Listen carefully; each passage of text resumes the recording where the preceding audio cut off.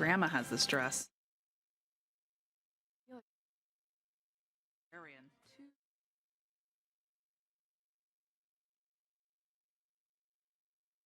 Like a bumblebee. How long you been in these parts? It's sadness.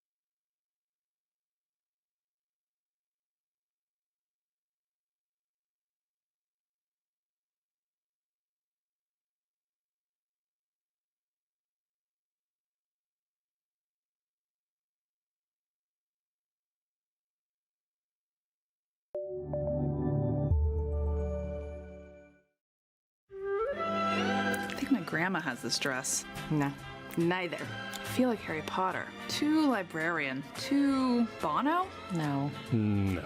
No. Big no. Yes. I look a little bit like a bumblebee. How long you been in these parts?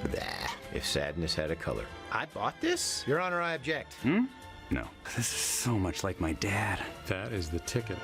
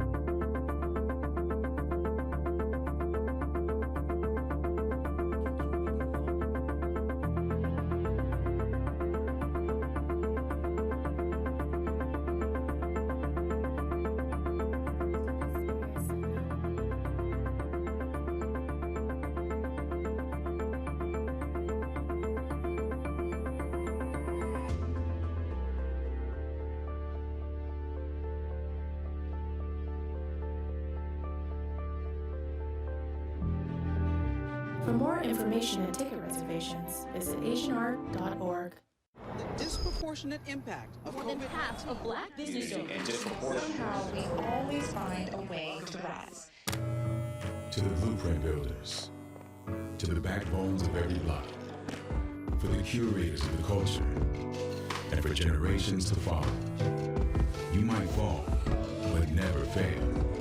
Keep rising, keep rising, keep rising. Apply for a business, marketing, and tech makeovers on us. So glad I'm flying out of Oakland today. Let's count the reasons why.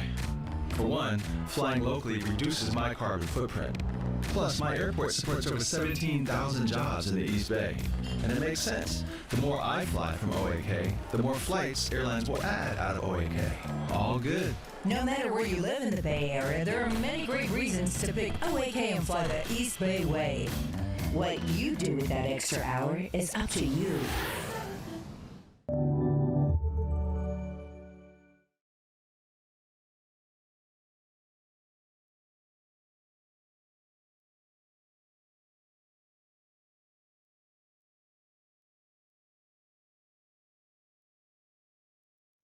My name is David Marcus.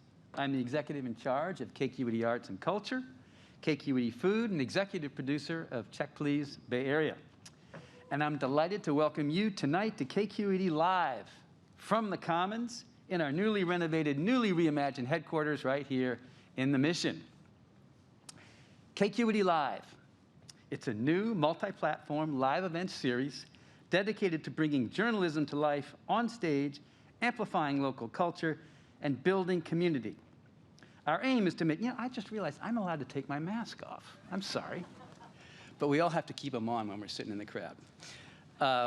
Anyway, KQED Live, new multi-platform live event series dedicated to bringing journalism to life on stage, amplifying local culture, and building community.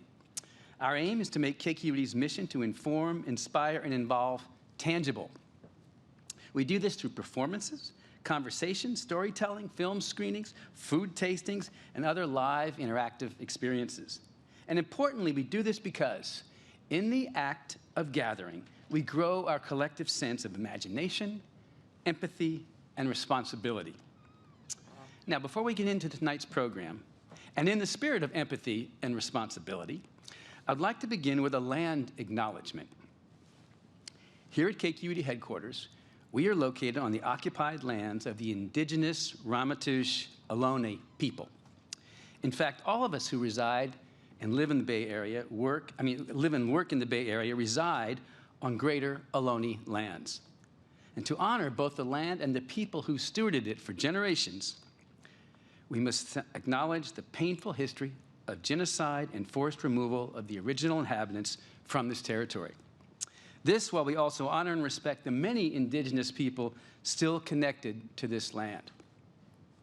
Please consider this as part of a reflection on how we all find ourselves in this place at this moment. Now, on to tonight's program. We are especially pleased to be presenting on stage a conversation and cooking demo with renowned restaurateur and activist Reem Assil, hosted by Check Please Bay Area producer Cecilia Phillips. Cecilia will tell you more about Reem in just a moment. Meanwhile, some thanks. First, to our season sponsors, without whom shows like this would not be possible.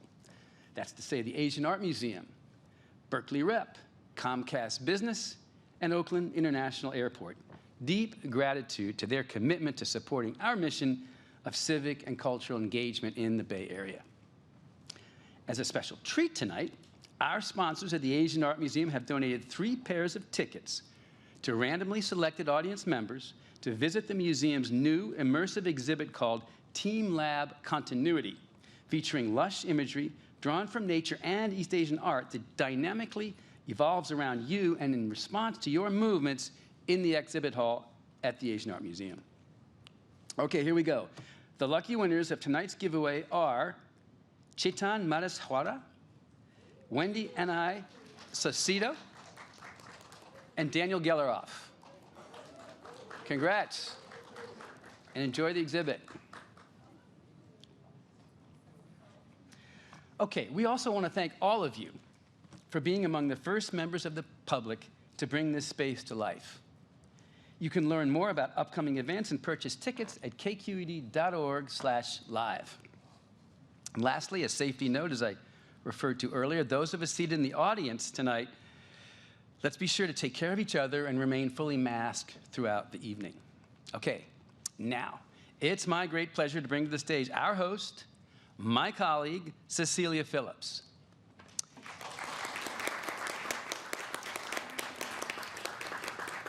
I got to tell you a little bit more about her. Here she comes. As mentioned, she is a broadcast video producer for Check Please and a digital video producer for KQED Food. She has long been a part of the Bay Area food scene, working under celebrity chefs, hosting cocktail competitions to raise money for charity, and serving as a San Francisco culinary tour guide. You can watch her on Channel 9 every week, hunting down off-the-grid, extra delicious dining experiences, and her signature segment on this season's Check Please spinoff, You Gotta Try This. Welcome, Cecilia Phillips. Thank you.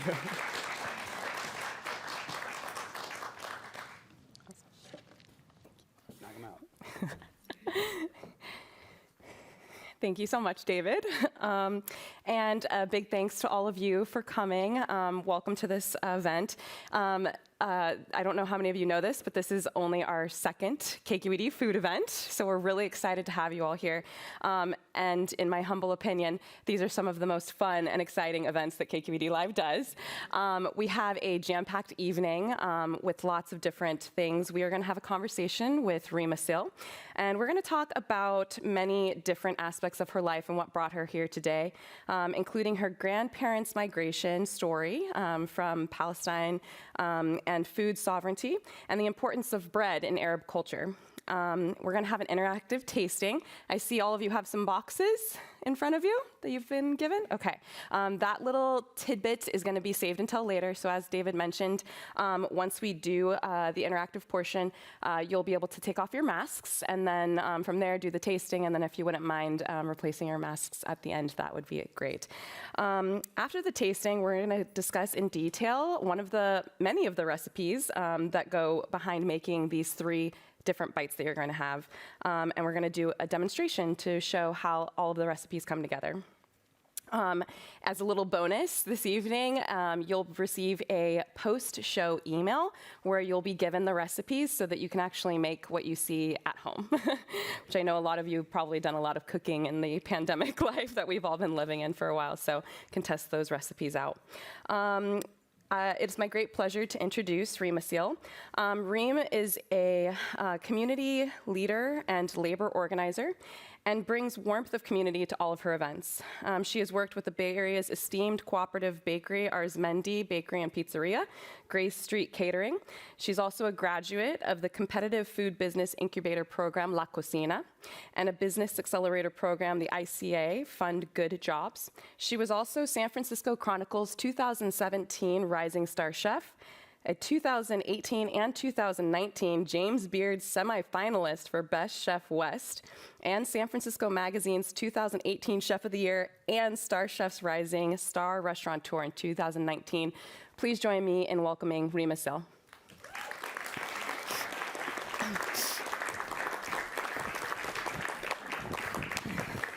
I always get sheepish when you list off the accolades. I'm like, you can stop there.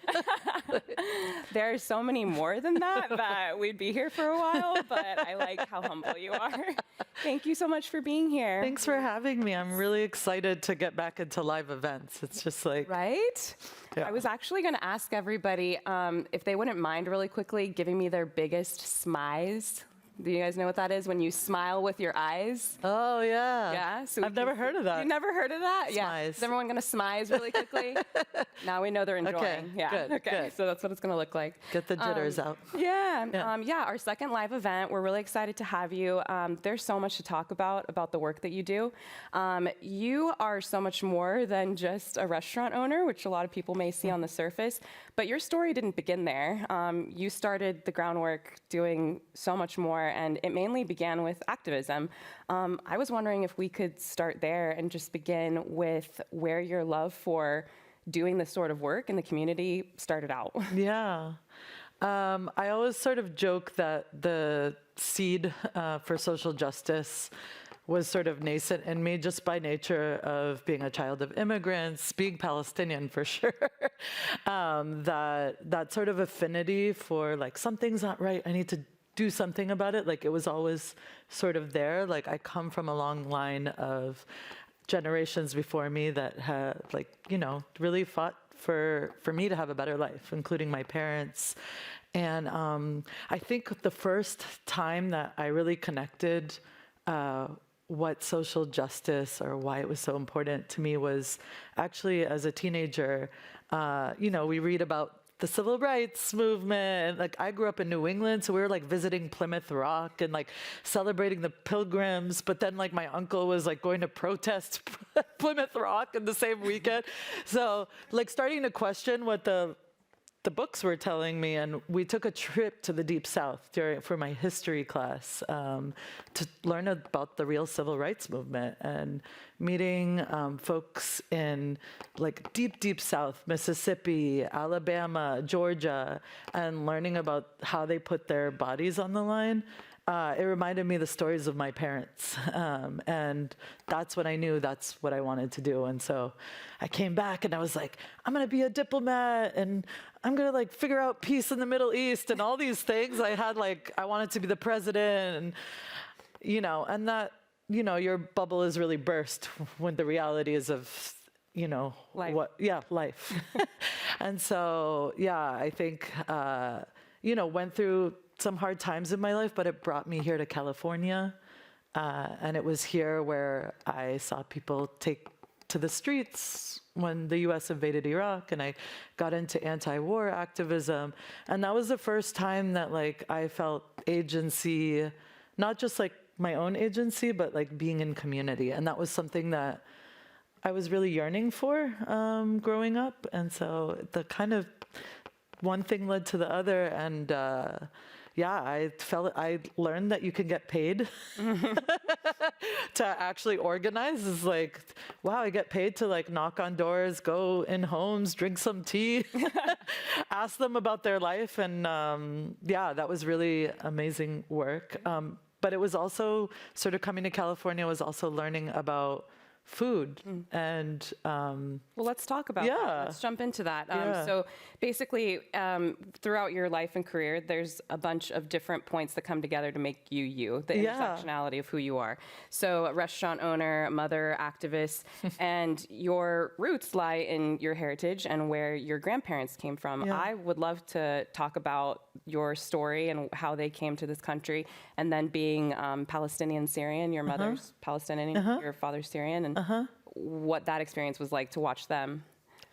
It's a tough question. It's loaded. I mean, so on my mother's side, my grandmother, and a lot stems from my grandmother. I mean, we come from a family of matriarchs, and I think that so much sort of influences how I move in the world, whether I know it or not. I always kind of reflect on that. But my grandmother, she was born in the city of Jaffa in Palestine in the early 1946, I believe, or 1940 actually. And when she was the age of 8, what we Palestinians call the Nakba, the sort of takeover of Palestine, happened.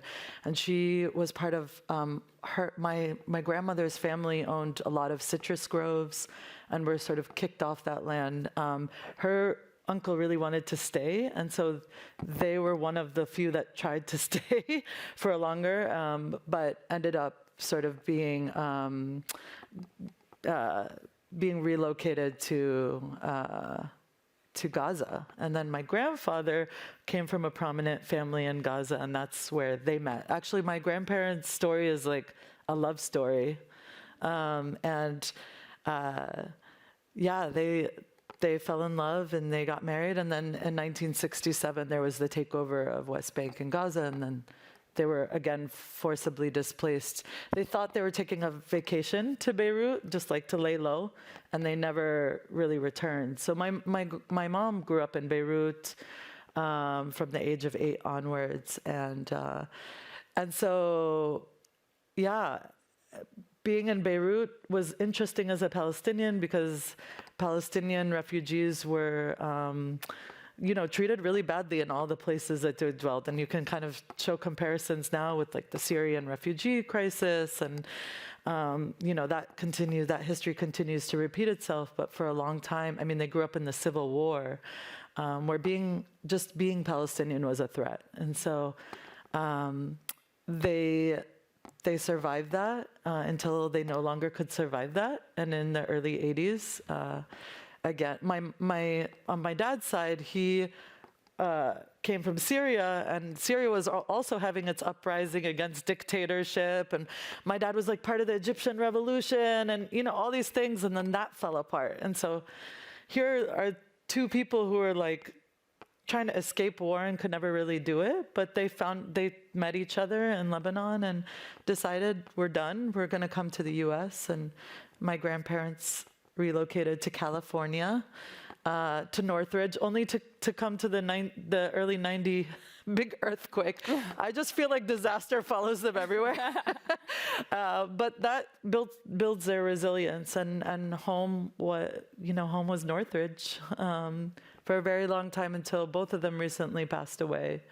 And my mom bought their house, and that was the house. The house in California was the place where all of us, no matter where we lived in the world, came and reconnected with one another. So my grandmother is very much a matriarch, and no matter what disaster, she found a way to sort of adapt to the place she was in. And I didn't really know that I was like my grandmother until she passed. I started to reflect, why am I even cooking? Like, my mom was a working mom. I was a latchkey kid growing up. In fact, I thought the kitchen was a very oppressive place. And so for a lot of my life, I was trying to escape it.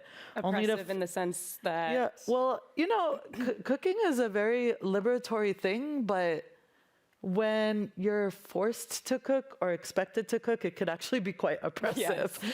And so what I loved about my grandmother is that she had a role to play in the family, and she took that role very seriously. If you went into my grandmother's kitchen, it was as if she's running a restaurant, or she was preparing for a disaster, who knows, but to feed people was her purpose. And I feel like I'm living out that purpose. My grandmother sort of lives within me in the work that I do.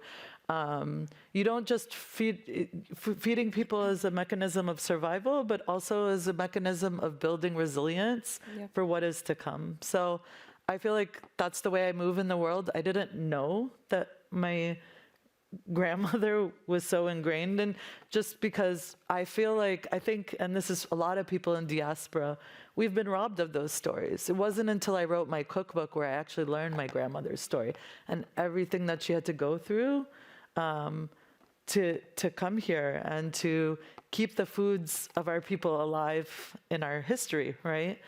You actually talk a lot about erasure, right? Yeah. So what it means food is so interconnected to survival at the very most basic level, right? But then the other layers are taking someone's cultural foods that they eat and then erasing those, and that is happening. And this is almost like retaining the history of who you are by making these recipes, right? Yeah, food is a documentation of a culture, of a people. And food is very much connected to land. I think people forget, in many cultures, we were forced into urban settings. Palestinians are rural people. We live off the land. And so not being able to connect to the land means that we can't cook our food, which means we can't continue the stories behind that food. And then you have, on top of that, sort of the reclamation of our food, either the invisibilization of it, the de-ethnicization of it, rupturing it from its story, or the rebranding of it as Israeli or Mediterranean, or, these sort of euphemisms that kind of make it really vague. It takes Palestinians out of the story. And so our very right to exist, because we don't have a land, we don't have rights, our food is kind of the last frontier of us being able to tell our stories. So you said something to me earlier before we started about how when people refer to hummus being, hummus, it just must be from Palestine, and a very visceral reaction that you had. If you could talk about how that kind of made you feel. Yeah, I mean, it's funny because I don't really believe, it's all contextual, right? The food, the beautiful thing about food is that nobody can claim exclusive ownership over anything, but then when you negate people that have subsisted off of that food for so long, that's where it hurts, because you're I don't exist as a person. And so hummus is a very iconic example of that. I mean, you think of hummus, you either think of the Israeli food trend or Trader Joe's.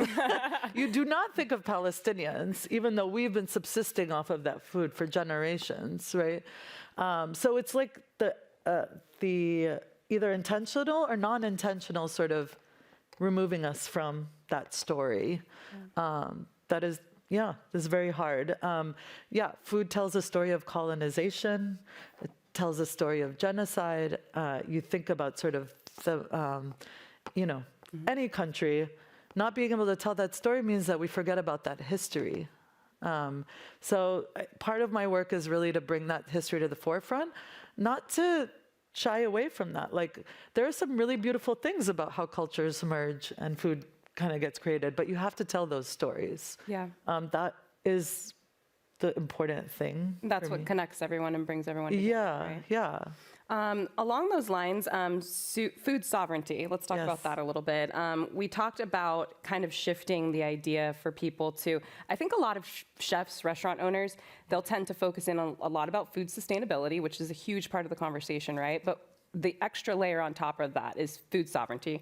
So the right of people to healthy and culturally appropriate food that's produced ecologically sound and sustainably, right? So putting those all together, how can all of us start to really begin to think about food sovereignty and the idea that all people have a right to food and culturally appropriate food as well? Yeah, I just, a lot of people sort of use the word food justice and food sovereignty interchangeably.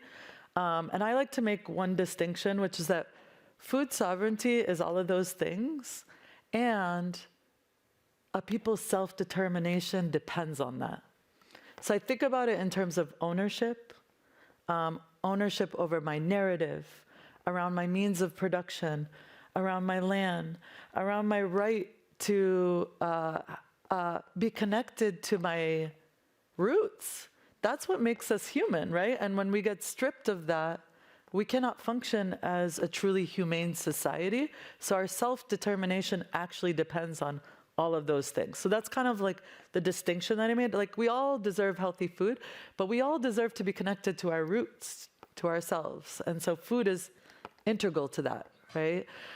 So I always like to take the sort of issue of food sovereignty beyond just the food itself, but everything that surrounds that food. So ownership of land, ownership of narrative, ownership over our means of production. And that's the work that I do. I never really wanted to start Reem's just to have a restaurant and make food. It was everything else around that food that I wanted to do. I wanted to create another world in which people feel free to be their truest selves, and do not feel stripped of their humanity, of their dignity, of their connection to people, right? So that's really sort of what's at the center. All ties it together, right? Yeah. You very obviously weave all of this into your organizations, right? You have murals on your walls at the restaurant, at Reem's at Fruitvale. And in the Mission. And in the Mission as well. You've put really important people on those walls, and there's been it's kind of reached some backlash. Can you talk about what it's like to really want to elevate certain people and then having not everyone maybe understand the reason why? Yeah. Well, when I started Reem's, I made a very conscious decision. I remember the first time I was like, I'm going to call this Arab food. Because, up until Reem's came about on the scene, I mean, our food is branded by my people, which I understood, right? Because they didn't have the privilege that I had. Mediterranean. I mean, some people were saying their food was Greek because they were scared of the backlash. There's a reality that we live in a country that is still very seeped in anti-Arab xenophobia, and that's because of our country's foreign policy. It's because of the legacy of white supremacy that, anti-Arab, the root of anti-Arab racism is the same root as, the white supremacy that created slavery and, the erasure of indigenous people off this land. It's the same root, right? So just making that, I knew that I had to, if I'm going to go all the way.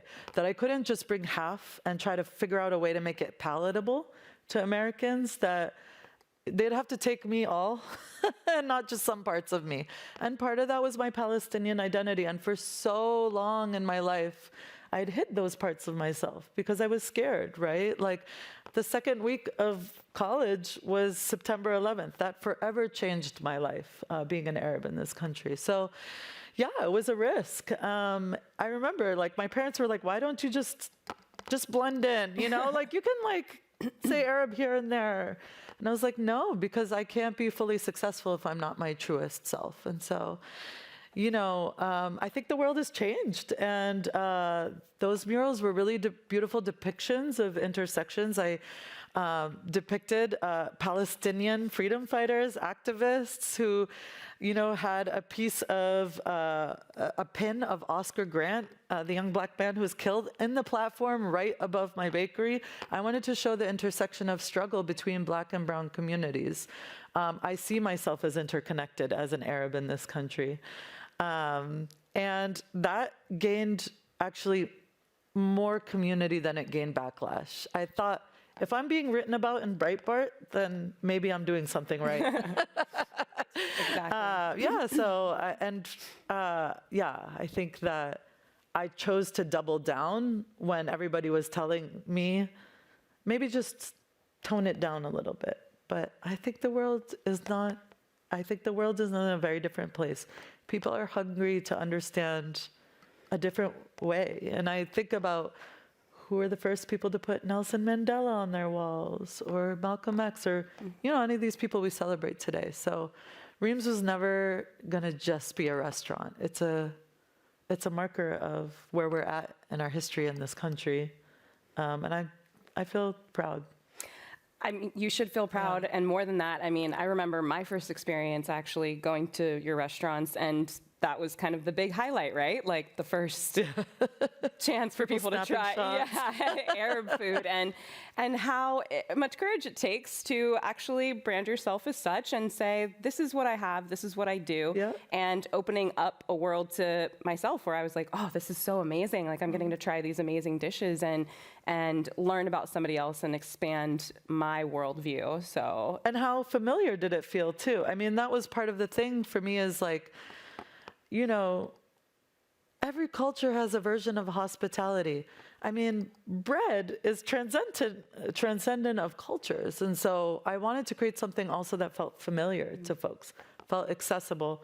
I know I have that privilege of being the conduit, living in this country. And so, it felt very important for me. Let's talk a little bit about what life has been like for you as of late. So being a restaurateur in a pandemic being a restaurateur in general is a very difficult. Got a little break, actually. You were full steam ahead during the pandemic, right? So you had Reem's in Fruitvale, and you were moving to open a new restaurant. I had a baby in between that. Baby, okay. In between, no big deal. So you have all of these things going on, and then you open March 2020. Mm-hmm. Okay. Yeah. March 16th, to be exact. So we're talking days after, the governor essentially kind of mandated that everything just get shut down. Yep. You were featured in the New Yorker in a very poignant, very real, very raw side of who you are. I've in preparation for this, I watched lots of videos about you, and there's a lot on the internet about this woman, so check it out. But I see you in different realms, and you're very positive, and your energy and like laughter and brightness for life is seen, but the video for the New Yorker was a stark difference. Yeah. Can you tell everybody what the video was about? And it started with, I was like down to the, like restaurateurs, the food industry was on the brink of something even before the pandemic. I think the pandemic just showed how fragile it was. By that time I had just left a partnership for a pretty prominent restaurant. My child was almost about to be 2. We were struggling in Oakland, and I was about to open this other restaurant because that's what you're told. You need to just keep going, keep scaling. And you're on this sort of gerbil wheel. And even as a small business owner, like you're kind of invisibilized in all of that. Everybody is struggling, right? But the burden falls on you. And I am very... probably to my detriment, where I take on the woes of like the whole world. But I threw out a Hail Mary to my community for a lot of my employees who, did not have the privilege to get unemployment from the government. It was a matter of like whether they would be able to pay their rents. And so I put out this GoFundMe, and June Stinson, who produced this really beautiful video, reached out to me, and she's like, can I follow you? And I did these vlogs, and they were very cathartic. I think in grief, there's clarity, right, of what really matters to you. I'm sure everybody in this room had a version of that in the last 18 months. And I remember I was like, all of these accolades, all of that stuff, none of that really matters, right? Like what matters to me was that I'm feeding people, I'm creating jobs, I'm building community. It doesn't matter how I do that. And so that was like a huge epiphany for me, and I was able to really kind of like shake out of it. And the other thing was that my employees, to my it was kind of scary when your employees are asking what is to become of Reem's, and I didn't have the answers. They asked, and I was like, let's figure it out together. Why does one person have to have the sole sort of burden of figuring this out? And in that, you came up with some solutions. Yeah, we came up with some solutions. I said, I don't know the final answer, but I want you all to be a part of that journey. We're going to become a commissary kitchen in Oakland. We are going to feed those who most need it. We're going to double down on this. We're going to go hard. Everybody is going to keep their job. I want to be worker owned. I want you all to have a stake, because if we're going to change the restaurant industry, workers have to have a stake in that, and they have to be the people making the solutions, and they're not going to be motivated if there's nothing at the end of the tunnel for them, right? We see, unemployment was a problem in the food industry before, like being able to find workers, because people don't want to come back to substandard jobs. Yeah. And so they became my partners in figuring it out, and we built an apprenticeship program called Sumud, which in Arabic means resilience. It's the thing that we use to describe Palestinian steadfastness in our, in the struggle to survive. And we're learning together how to be business owners. We're learning about democratic governance, how we make decisions. And my employees are empowered and are more motivated than ever in the work. So that was a huge shift for us. And I think it will dictate sort of the next 10 years of Reem's. I think that kind of encompasses who you are as a person. I was really tired too. I cannot do all of this. Yeah.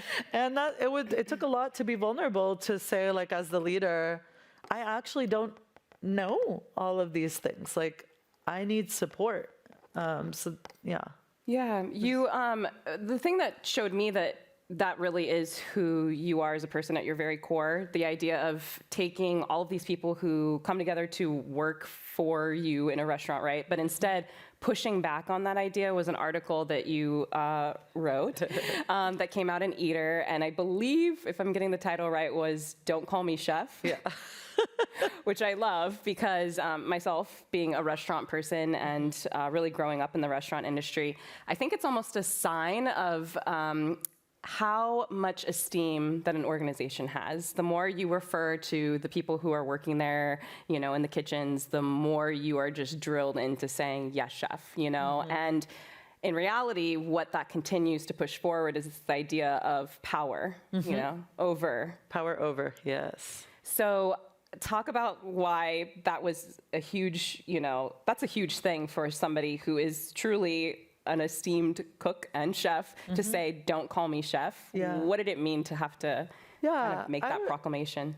Really what I meant by that article, don't call me chef, was kind of a euphemism of let's not continue this status quo. Let's not talk about we want to go back to normal, normal was not freaking normal. In fact, it was the exact opposite. It was like the Twilight Zone. It was normal for certain people. For certain people, yes.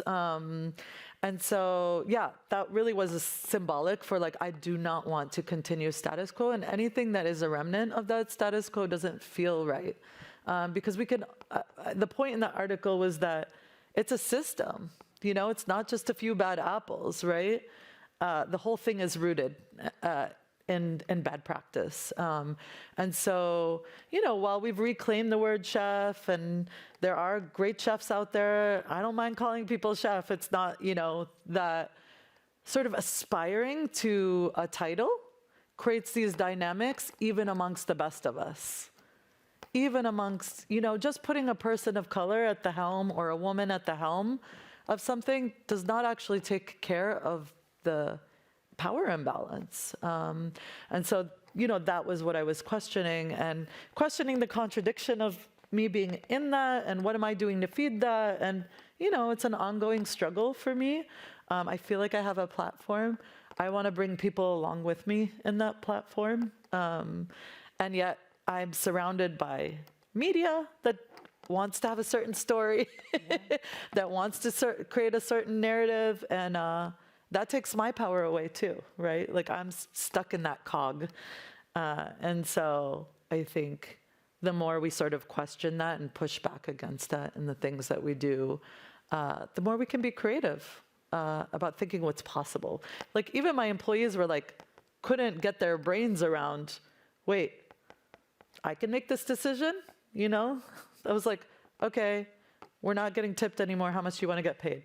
Yeah. Talk amongst yourselves. And they were like, we're taught not to have ownership over those decisions. So, you know, the more we can kind of get into the practice of questioning status quo, I think, hopefully, we can think of some alternatives. You know, we're trying. We don't have all the answers, but I think you're asking the right questions. We're asking the right questions. Yes. Absolutely. Do you hear that? Do you hear something? I think I hear some stomachs grumbling. I think so. Yeah. Ready to try some food and stuff. And smell some deliciousness. Some bread. Bread. Yeah. So we'll talk about bread in a second. We have something so exciting right now. So not only are you going to get a chance to try some bites that are actual recipes that you've crafted over the years, but to sweeten the deal, we actually have swag for you all, so you can win prizes. Oh, and over in the wings, look at this model here. Our prize model, Executive Director of Live Events, Ryan. Please, you have the swag this evening. So we're gonna play a little game. So as a reminder, you have your masks on now. I think that they should probably take them off to eat. You would think that would probably be a good idea. Okay, so we have 3 little bites, and we're going to have you open the boxes. So to play the game, we have given you the ingredients so you all know like what's inside in case any of you have any allergies, but to also make this game a little bit easier. But we're also going to have you all think a little bit like a chef, right? So I'll tell you which one to start with, and we're gonna identify them by shapes. And what I'm really looking for is for you all to be able to describe what flavors you're getting. Now in each one of these, there's a specific ingredient that really shines. It makes the dish what it is and what it tastes like. But I wanna hear what you all have to say about what comes forward, and then we'll have Reem tell us if you've gotten it right, and then we'll give you prizes, yeah? Sound fun? Okay. All right, so we'll start with the first Disclaimer, I'm like the worst at these judges because I'm like, everybody's right. It's all about perspective, but I'm going to try. We don't have prizes for everybody, I'm sorry. But everyone is a winner, and that's the most important thing to come away with. So let's see, which shape should we start with? I think let's start with, let's do the one that you can see the filling for the inside. Should we start there? Yeah, so the one that you can see that's a little bit more square. And everyone just go ahead and dig in and try that one.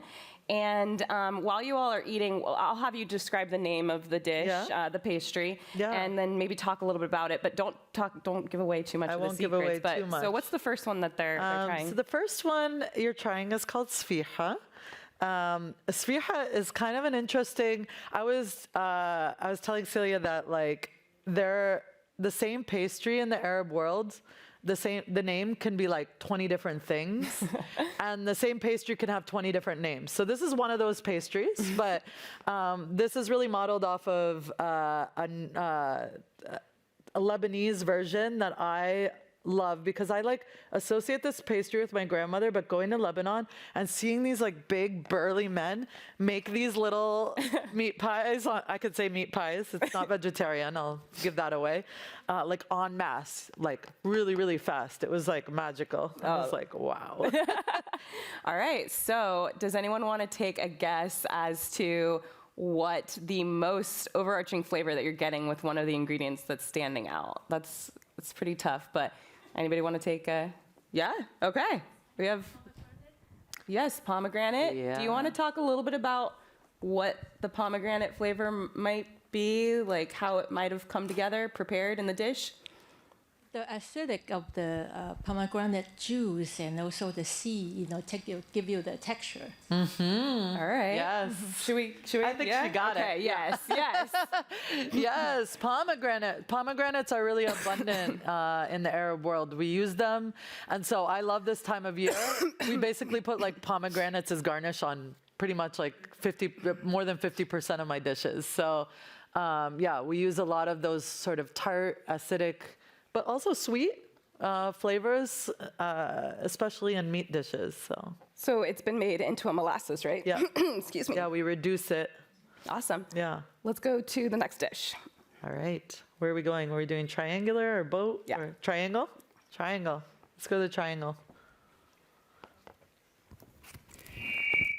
Oopsie. Excuse me.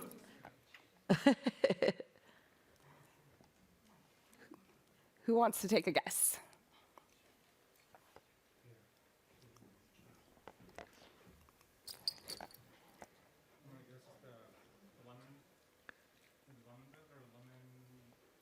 You're getting a sour, yeah. It's sometimes confused for lemon, but there's actually I heard some. That was it. Yes. Let's give her a hand. Yes. I don't know where that came from. I just heard a shout out of sumac. There we go. Do we want to ask what sumac is? Yes. As a bonus? You have enough swag for that? Okay. Okay, 3 more. Let's talk Who about wants sumac. to say what sumac is? Oh, somebody. It's a spice, right? It's spicy. It's sweet. It's a lot. I love it. I put it on everything. Yes. So it's, I heard a dried berry. Yes, yeah. So sumac has this like, if folks can see it, it's just like this beautiful, vibrant red color, sometimes purple, depending on how dried out the berry is. But yeah, it's a berry that grows really prominently. There is sumac here in the U.S., right? And I think there's some poisonous varietals, so not to be confused with that. Yeah, but this grows in a lot of different parts of the Arab world, really the greater Southwest Asia, North African region. So it's very prominent also in Iranian culture and Afghani culture.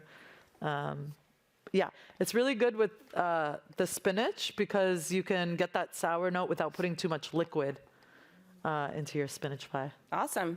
So let's talk about the third final one. This one you said was unique because of the way that the shape is folded. Mm-hmm. So we'll talk about that in a moment, but everyone wants to give that last one a taste. So this is the boat-shaped one. Mm-hmm. Yeah, okay. I'm glad you think it's a boat. Some people don't, yeah. What do they? I won't say, but you can use your imagination. I'll keep it PG-13 here. All right, anyone want to take a guess as to what the like prominent flavor profile is that should be coming forward and like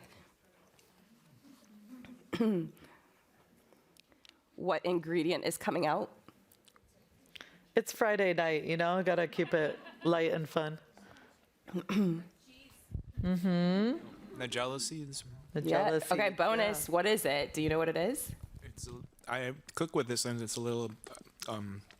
It's like a little seed. I don't know. Yeah. Give it. Yes. Like you get the prize. Let's talk about what does it smell like? like a sense of like what the nigella seed is, or like where does it come from? Could you tell by smelling it? Or maybe comparing it to an herb that you're familiar with. Anybody? Like an onion. Yes. Yeah. Great job. Yeah. Yeah. Yeah. The nigella seed comes from this really beautiful flower. I think it's like this vibrant blue color. Yes. Awesome. So it has this sort of very savory smell to it. Yeah. Like the everything bagel. Awesome. Great job. Okay. We all got some prizes and some swag. So they're going to keep enjoying these bites, and we're going to demonstrate how to make them. Yeah. Okay. Awesome. You guys want to see? All right, let's do it. Who's really gonna go home and try to bake these? I want to get like okay, cool. Got some chefs in the house. All right, let's as an alternative, shameless plug. We do cater at Reem's and serve these at Reem's, so come visit us. All right, so let's head over. I think you have an apron for me, right? I do. Okay. You're gonna be joining me in our kitchen here. Some aprons. So this is our second food event, but this is our first food demonstration. Yay, so that's really exciting. Oh, thank you. Gotta grab an apron. Okay, so let's talk a little bit about bread. You based your restaurant model as a bakery. Let's talk about the importance of why you did that. There are some restaurants that don't even have bread programs. I know. Let alone bread that they make in-house. Yeah. So why was that important for you to keep that focus? Yeah, it's really interesting because I just wanted to be a bread bakery, and then everybody's like, but what about the falafel? But what about this? But what about the... I was like, I'm never doing that. And then I was like, I have to give the people what they want. So we kind of became a restaurant, as an addition. Right. Like the bakery was really the heart. In the Arab world, the bakery is like as important as like, even in the most remote villages, there's like a bakery and a post office. Like that's how important. Have to make sure you have those two. Yeah, Okay. our people subsist off of bread. It's like we think about even in like times of war, the bakeries were the first thing that get hit, right? Bread is kind of the lifeline of my people. Like the more I sort of studied bread and seeing the roots of it in Egypt and just like the nerdiness of how like fermentation happens, like the alchemy of it, I was like, this is like kind of symbolic to life. And so, yeah, I think the other part of not just the bread, but the feeling of the bakery. Who's walked into a bakery? Do you know that feeling when you walk into the bakery? What do you feel? Warmth. Yeah. Feel the I feel the warmth on my back, on my shirt. Yeah, that sort of warm feeling, that nostalgia, that feeling of community. That was really apparent to me at a time where I was really just wanted community. And you wouldn't, like in Lebanon and Syria and the bakeries that I visited, you would never guess that there was any political turmoil going on outside those doors, because in the bakery, it was just like everybody was so connected and happy, and they're there to feed I wanted people. to be a baker. I wanted to be a baker, one, because I like magic, so I love the alchemy of it. But two, I wanted to be like an extended part of a family. Like the baker knew everything about everyone. the gossip. He was, I wanted the chisme, basically. Yeah. The chisme. All right. Yeah. So I'm so excited. So let's start. Yes, and then also just the act of kneading dough. Like, so when I decided in 2010, I'm going to start Reem's. Like I had sort of an idea of what Reem's was going to be. I came back, I went to culinary school, but it was really the first job at Arizmendi where you're actually just working with dough. It's so healing. I don't know, like just sort of being in your body. So that's the first thing I thought we could do. Let's do it. Yeah. Okay. So what do we have? The base dough for this is so simple. It's basically flour, water, yeast, a little bit of sugar, a little bit of salt, and some olive oil. So you're gonna start with yeast and warm water, which I've bloomed. Bloomed is just sort of the fancy way of activating your yeast, making sure it's alive. So when it gets sort of bubbly and fuzzy, I don't know, you can't see the camera there, but there we go. Oh, look at that, so fancy. I'm gonna start with 3 cups of flour, and I'm gonna mix. And that's just all-purpose flour? Yep, all-purpose flour. If you have bread flour, you could do a mix. some sugar. And the sugar is just sort of to feed the yeast, get its appetite going. Yeast feeds off of sugar. And some salt. The salt kind of does the opposite. It's like, okay, slow down.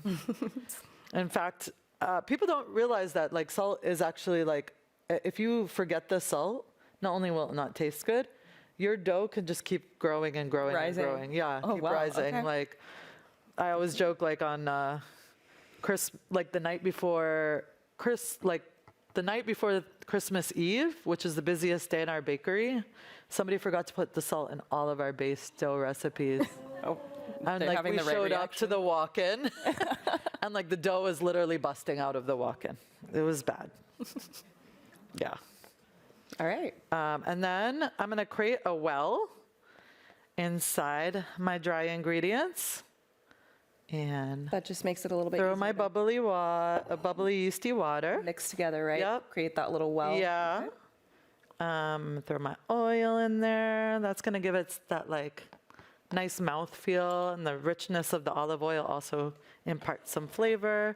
And I'm just getting my hands dirty. I mean, some people use a spoon, but you want to feel it. You want to feel it. Tell how it is and where it's coming along. Right. Olive oil is really important to the cuisine as well that you cook with. Can you talk about that while we're eating? Yeah. So, I mean, it takes 40 years to get like a mature olive tree that is time and time again producing the olives. Oh, wow. And so it's like that important to Palestinian culture. You know, we use olive oil is basically an actual ingredient. Like, it's not just a garnish. We put like sops and sops of olive oil on all of our dips. And it's really sad because in Palestine, in the West Bank in particular, you know, the Israeli government is raising a lot of lands with olive trees on it. Sorry, I got some flour on your black. So, you know, when you hang out. So I'm just kind of pinching this until it all comes together and kind of shaggy. And then I like to knead on a surface. Awesome. Yeah. Can I have some too? Yeah. You want to knead with me? Yes. There you go. I want to know what it means to know when the dough's right too. Yeah. How do you know? You feel it. Okay. Yeah. So I'm just kind of doing a pinchy method until it all kind of comes together. And then you can do kind of like a push, pull, turn, push, pull, turn. Push, pull over, fold it over, and then rotate. Turn. Okay. Push, pull, turn.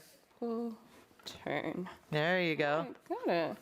So then... and keep rotating. And so this is kind of the funny thing, like you're creating the skeleton of this bread. You're creating the gluten.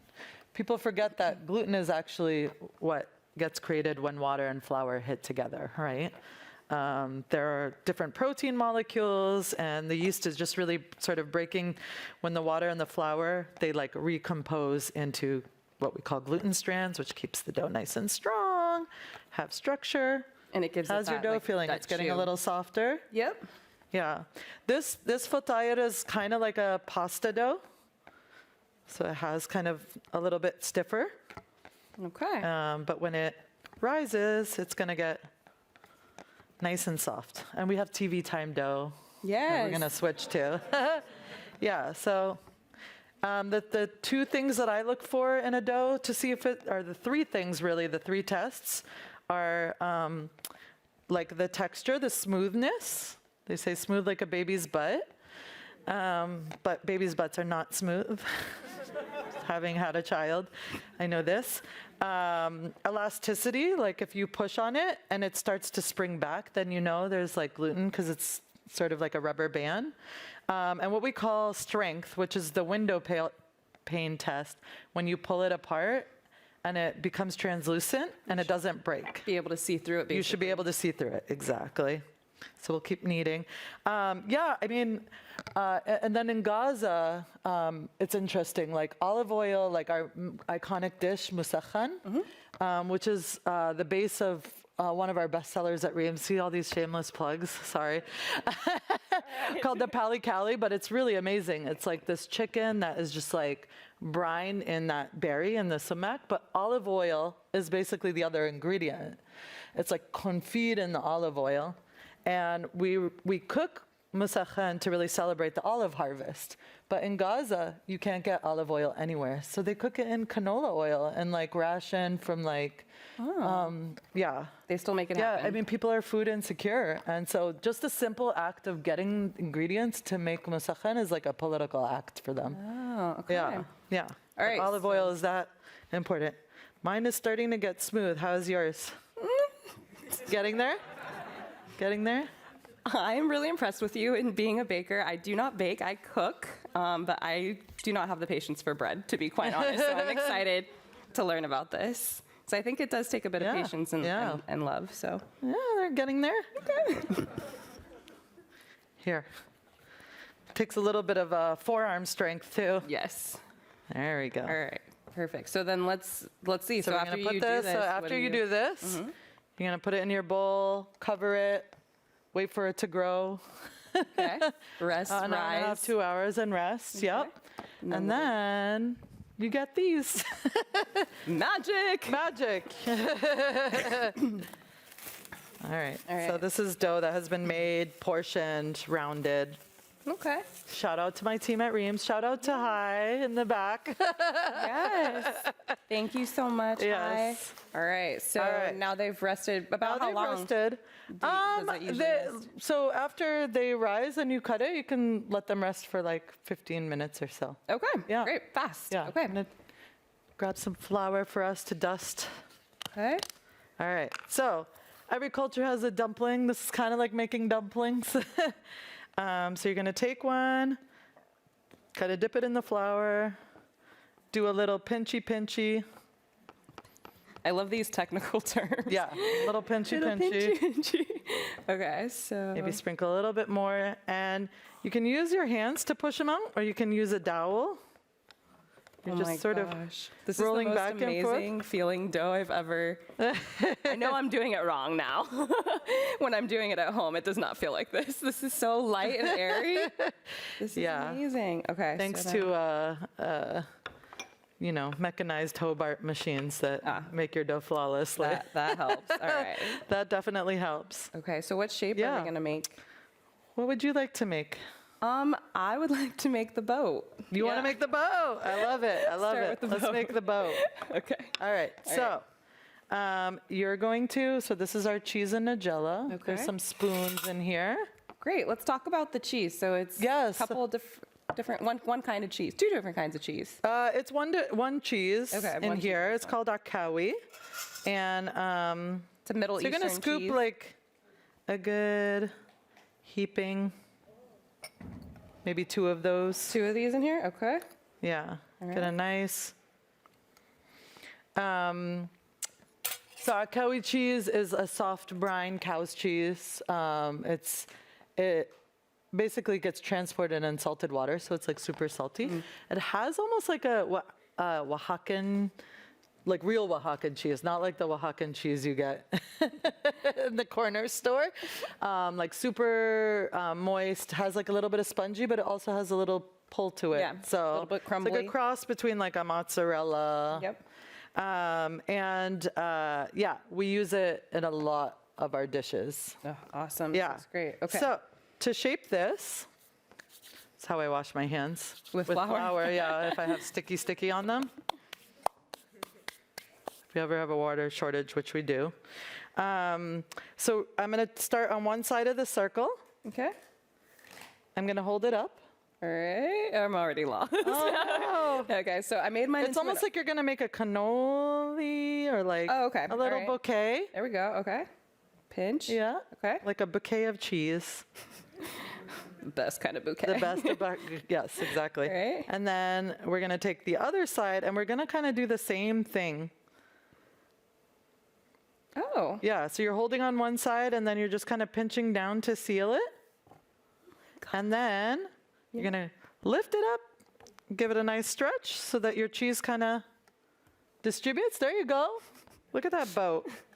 Got it. Oh my God. Yes. Can we Give her applause here. We got Let me see how. Let's mine see. compared to yours. Look at what you did. You taught me. I mean, I kind of have like an edge here. No, but look at how good your teaching skills are. No, This is, yeah, that's great. That's good. Yes. And then you want to take this brush. And so the fun thing is that, like I said, olive oil is king in our cuisine. So we're going to give it a nice little brush to kind of get the seams all nice and brown and caramelized. And that's it. Awesome. So that's our boats. Shall we put them here? Yes. Okay, and then we should do, let's do the triangle. Okay, we'll do the That's triangle. always a fun one. Very great. All right. And do any of these have like the shapes? Do they have significance too? Did we talk about like? Yeah. I mean, obviously the shape denotes what kind, especially the ones that are closed and you can't tell. Okay. But like the spinach pie is pretty like universal that there's spinach in it. But I've seen some bakeries switch it up and put cheese, and it's like the most confusing thing when I bite in. I'm like, that's not spinach. But it's pretty universal, like the spinach one, I would say. Is always a triangle shape. But yeah, like you would know if you had your local bakery that you were going to, you'd know which things are in which shape. Okay. Like it's just kind of known. The sfiha, the square, also is another one. Awesome. And then there's all sorts of, they do stars, they do little florets, like, yeah. Okay.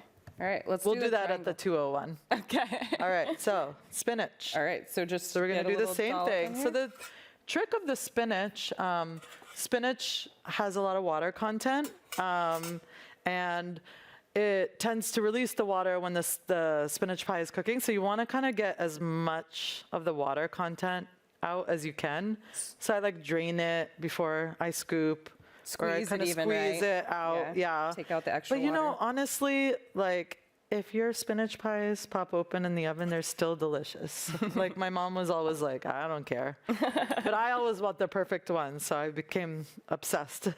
Okay. So the trick that I like to do, if it's not sticking, you can kind of put your hands in a little bit of water to seal it, kind of like dumplings. Okay. All right, so you're kind of going to do the same thing we did with the cheese pie. Okay. You're going to make a bouquet, and I think the mistake that people make here is they go all the way up to the top, but you don't want to do that. You want to do a little off sides, because when you pull this, you're going to pull it together. And then you're going to you don't want the spinach to touch your dough, so you want to stretch before I pinch. Yeah. Okay. Stretch before you pinch. Okay. And then you're going to bring them up.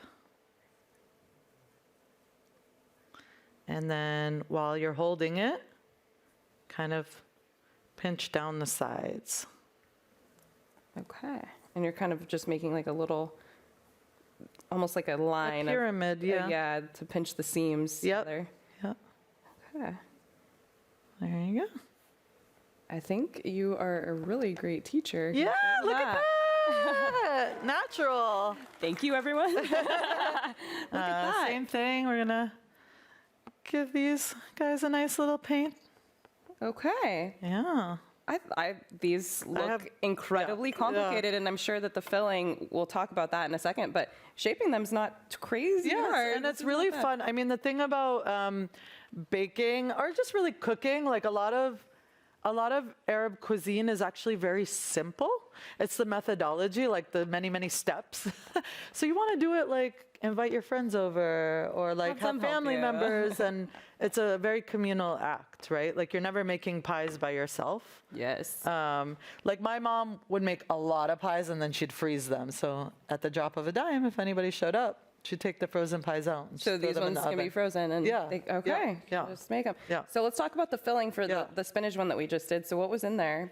So it's spinach, red onion, sumac, a little bit of lemon, olive oil, and then allspice and cinnamon, actually. We do like the sour with the warming, and it gives sort of a nice complex flavor to the spinach.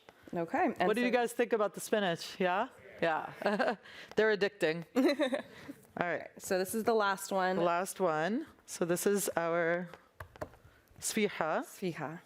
And, you know, they can be as small as these like little bite-sized. Oh, like tiny. Yeah, you should see them shaping them. It's like amazing. All right, so same we'll do thing. A little filling We're gonna here. do like the filling. All right. Sort of 2 heaping scoops of that. Right in the center. Wow, smells so good. Yeah, and so the like secret thing in this, it's not very kosher because there's lamb and yogurt in this, but the yogurt kind of tenderizes the meat. This is a very Baalbek style, which is like a northern Lebanese, and Aleppo, northern Syrian. That's how they make them. And pomegranate molasses and also the warming spices, that goes really well. So we're gonna start at one corner and we're gonna pinch up. Reem. Yeah. Hi Reem, it's Hi over here at the corner. Do you mind if I move some of the bowls so that our audience can see a little bit better? Of course, Okay, yeah. Hi y'all, I'm Hi with Reems. I just want to make sure. I just want to make sure you all see it better. Is that better? See it? Yeah. Okay, cool. Okay, great. I moved one. great. Yeah. Yes. There we go. Thank There you. we go. Okay, cool. Awesome. All right. So how do we do this shape here? All right. So we're going on the corner. You did one pinch. One pinch. Okay. Then we're gonna work on this corner, and we're gonna do another pinch. This feels like the most complicated one. So it really depends. Like some people really struggle. It depends. I'm gonna make it happen. Yeah, I got you're gonna make this. it All right. happen. I got Kinda two like corners. a diaper. Okay. Pull it up. Okay. And then how do we do the final? There you go. Yep. Okay. So then you're gonna pinch this. You can either bring them both up and do it together, or you could work one by one. Okay. Yeah, and you want to pull it up over the meat, so that it kind of sits in there like a pocket. Yes. Okay. There we go. Yep. Exactly. That's a good method. Yeah. She's got it. Just kind of. Oh, thank you. They're being nice. Okay. Oh wow. Okay. This is where it's good. You can go. There's the difference. Yeah, that was my teaching. There's no such thing as bad students, only bad teachers. Somebody told me that. I just like My a lot of husband filling. told me that. A lot of filling. On She's helping me fix it. This is great. You're just pulling it up. You just stop pinching. Well, this will actually be good for everybody. Embrace the pinching. Yes, as they're making this at home, just remember pinch, pinch, pinch, pinch, pinch, pinch, and cover. Then it can be saved. Okay. There it is. And then let me guess. Is this the next? More oil. There we go. I figured it out. There you go. All right. And then how long do they cook for? So in your oven for about 15 minutes. Okay. Yeah, like a nice high heat, like 400 degrees. Okay. You guys will get this recipe. This recipe is in my cookbook, but it's even 2.0 because we put some tahini in there. It's tomatoes. You can do, really, once you have the base of your fillings, you can I encourage people to get creative with it. Yes. That's what food is all about. Food should never stay stagnant. Awesome. Look at these, Yes. everyone. Take a look. Woo. See, you don't know which is whose. They're beautiful. Yes. Okay, so that was the cooking demonstration. You just mentioned your book. So you have a book coming out. First cookbook. First cookbook. What's the title of it? It's called Arabiya. Yeah, and in Arabic that means Arab woman. So you can kind of tell what kind of book it is. It's really sort of a reclamation. And really the recipes in there tell a story of my life living in diaspora. So, my food is as much California as it is Palestinian, as much Oakland as it is Boston. It's like all of the culmination of the experiences that I had sort of showing up in dishes. And so, yeah, it was a labor of love to have to write a cookbook in the middle of a pandemic. It was both hard, but also healing. Learning how to go back to being a home cook and to get a chance to talk to my family. I'm really proud that, this is a living, breathing story, documentation of my family history. So awesome. So the book comes out in April. Yeah, you can pre-order it now. It's available on. I hate saying available on Amazon because you know how we feel about Amazon, but Target. Yeah, it's out there. So if you feel so inclined, it's my dream to be a New York Best Times seller. Okay. So the more pre-orders we get in, the better. The better. We'll help to make that happen. But they can also probably would be able to maybe pick up a copy at your brick and mortar location. Yes. Which is where they can we're find located on 25th and Mission. Amazing neighborhood, and we feel so fortunate to be there. And if you can't venture out to the restaurant, you could get our Manaish flatbreads and these actually at Berkeley Bowl if you live in the East Bay. Or Good Eggs if you home delivery online. Home delivery service. Yeah. Awesome. So did everyone have fun? Yeah. Thanks for joining us on a Friday night. This is where everyone wants to be. You guys got to have an amazing conversation, learn something, learn how to make something, got some bites. I mean, I can't think of a better deal for a Friday night than to be here. Can you all please join me in thanking Reem? And I also just wanted to say that this is our second food event. Did anybody come to the first food event? With Bryant? Yeah. Yes. Repeat. Yes. Awesome. The third food event is already scheduled. It's going to be with KQED and Espanol reporter Carlos Cabrera Lomeli. And it's going to be with the young gourmet entrepreneur chef Victor Aguilera, the Bay Area chef that's here. They're going to be in discussion on more food topics for KQED. And we really need people to come and support these KQED live events. These are brand new for the community to have everybody try some food and come out and learn some stuff. So if you all had fun, please sign up for that one and share that. And we'll continue to keep having amazing chefs and restaurateurs come in. Thank you. Yes, thank you all for coming this evening.